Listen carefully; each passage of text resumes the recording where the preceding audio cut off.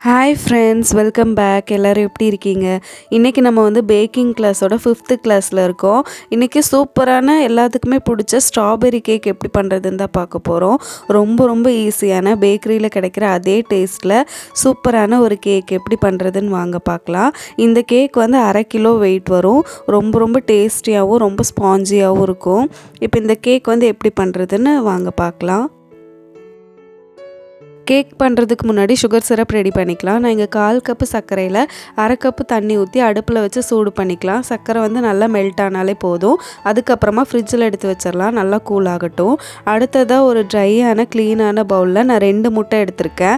1/2 kilo பண்ணுற கேக்குக்கு வந்து 2 முட்டை சரியாக இருக்கும். உங்கள்கிட்ட ஸ்ட்ராபெரி எசன்ஸ் இந்த மாதிரி இருந்தால் நீங்கள் அதை ஆட் பண்ணிக்கலாம். அப்படி இல்லைன்னா நம்ம வந்து வெண்ணிலா எசன்ஸ் கூட ஆட் பண்ணிக்கலாம். நான் இங்கே வெண்ணிலா எசன்ஸில் தான் செஞ்சு காட்ட போகிறேன். 1/2 டீஸ்பூன் அளவுக்கு வெண்ணிலா எசன்ஸும், ஒரு 1/4 டீஸ்பூன் பட்டர் எசன்ஸும், 3-4 ட்ராப்ஸ் அளவுக்கு மில்க் எசன்ஸும் சேர்த்து தண்ணி வந்து ஒரு 1/2 டேபிள் ஸ்பூன் தண்ணி சேர்த்துருக்கேன். இப்போ இதை வந்து பீட் பண்ண ஆரம்பிச்சிடலாம்.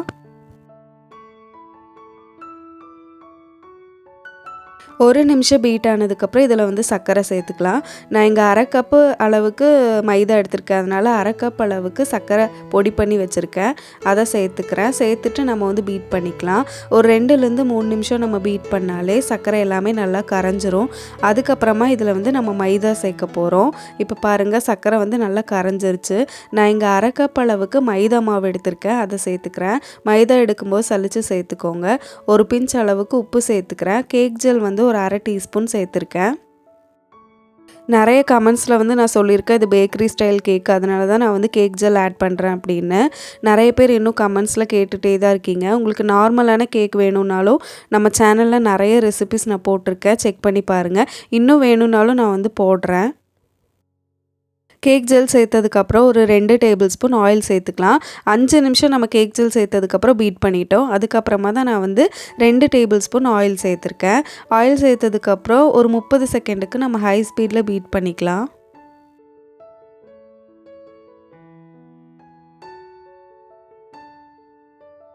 இப்போ நம்ம கேக் பேட்டர் பாருங்கள், ரெடி ஆகிடுச்சு. பேட்டர் இந்த மாதிரி திக்காகவும் க்ரீமியாகவும் ஒரு மாதிரி ஒயிட் கலரில் இருக்கணும்.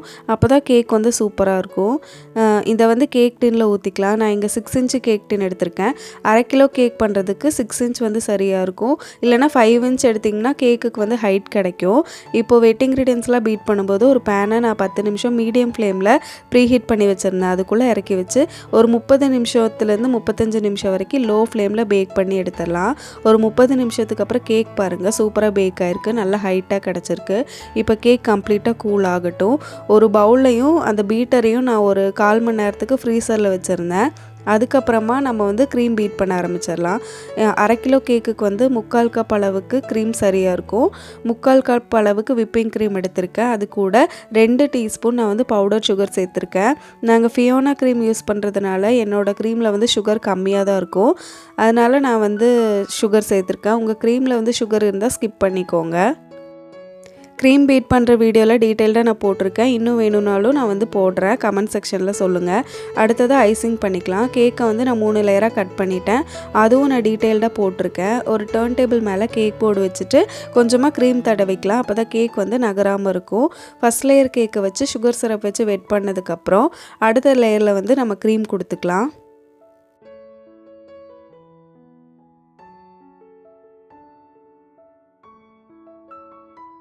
நான் இங்கே ஸ்ட்ராபெரி க்ரஷ் எடுத்திருக்கேன். ஸ்ட்ராபெரி கேக் தானே நம்ம பண்ணுறோம், அதனால் நான் ஸ்ட்ராபெரி க்ரஷ் எடுத்திருக்கேன். இது எல்லா பேக்கிங் ஸ்டோர்ஸ்லேயுமே உங்களுக்கு கிடைக்கும். அதை வந்து கொஞ்சமாக சேர்த்து நான் ஸ்ப்ரெட் பண்ணிக்கிறேன். அடுத்த லேயர் கேக்கை வச்சு அதையும் சுகர் சிரப் வச்சு வெட் பண்ணதுக்கப்புறம் அடுத்த லேயரில் வந்து க்ரீம் கொடுத்துக்கலாம். க்ரீம் கொடுத்ததுக்கப்புறம் திரும்பவும் நம்ம வந்து க்ரஷ் ஆட் பண்ணுறோம். இதே ரிப்பீட்டடாக நம்ம வந்து பண்ண போகிறோம் 3 லேயருக்குமே. கடைசி லேயர் கேக்கை வச்சு அதையும் சுகர் சிரப் வச்சு வெட் பண்ணதுக்கப்புறம் கொஞ்சமாக க்ரீம் கொடுத்து இந்த கேக்கை வந்து க்ரம் கோட் பண்ணிக்கலாம். எப்போவுமே கேக்குக்கு வந்து க்ரம் கோட் பண்ணிக்கோங்க பிகினர்ஸாக இருந்தீங்கன்னா. இப்போ க்ரம் கோட் பண்ண கேக்கை 10 நிமிஷம் ஃப்ரிட்ஜில் வச்சு வெளியே எடுத்ததுக்கப்புறம் ஃபைனல் கோட்டிங் கொடுத்துட்ருக்கேன்.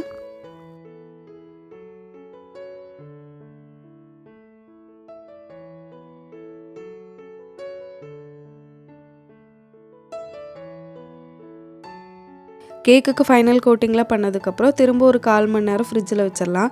அதுக்குள்ளே நம்ம வந்து நியூட்ரல் கிளேஸை ரெடி பண்ணிக்கலாம். நான் இங்கே ஒரு 3-4 டேபிள் ஸ்பூன் அளவுக்கு நியூட்ரல் கிளேஸ் எடுத்திருக்கேன்.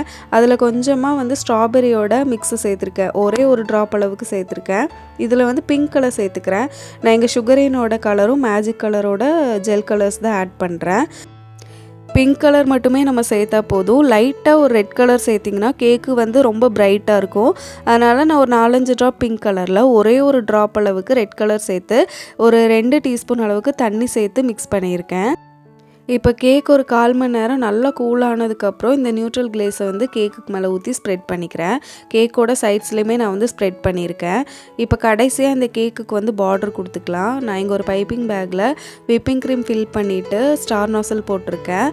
அதை வச்சு ஒரு சிம்பிளான பார்டர் தான் கொடுத்துட்ருக்கேன்.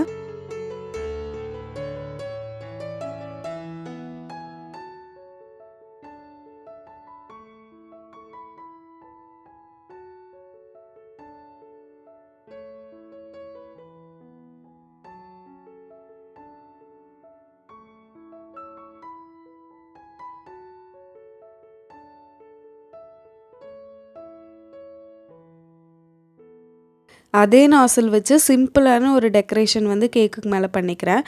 இது வந்து பேக்கிங் கிளாஸ் பிகினர்ஸ்க்காக பண்ணுறதுனால நான் வந்து சிம்பிளான ஒரு டிசைன் தான் பண்ணுறேன். இந்த மாதிரி டிசைன்ஸ் வந்து ஈஸியாக எல்லாருனாலையும் பண்ண முடியும்.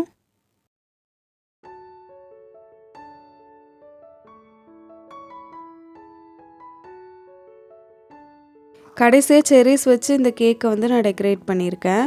அவ்வளோதான் ஃப்ரெண்ட்ஸ், நம்மளோட சூப்பரான 1/2 kg வெயிட் வர ஸ்ட்ராபெரி கேக் வந்து ரெடி ஆகிடுச்சு. ஃப்ரிட்ஜில் வச்சு கட் பண்ணி சாப்பிடும்போது அவ்வளோ டேஸ்டியாக இருக்கும் இந்த கேக்கு. அவ்வளோதான் ஃப்ரெண்ட்ஸ், சூப்பரான டேஸ்டியான 1/2 கிலோவில் ஸ்ட்ராபெரி கேக் வந்து ஓவன் இல்லாமல் நம்ம ரெடி பண்ணிட்டோம் பேக்கரி ஸ்டைலில்.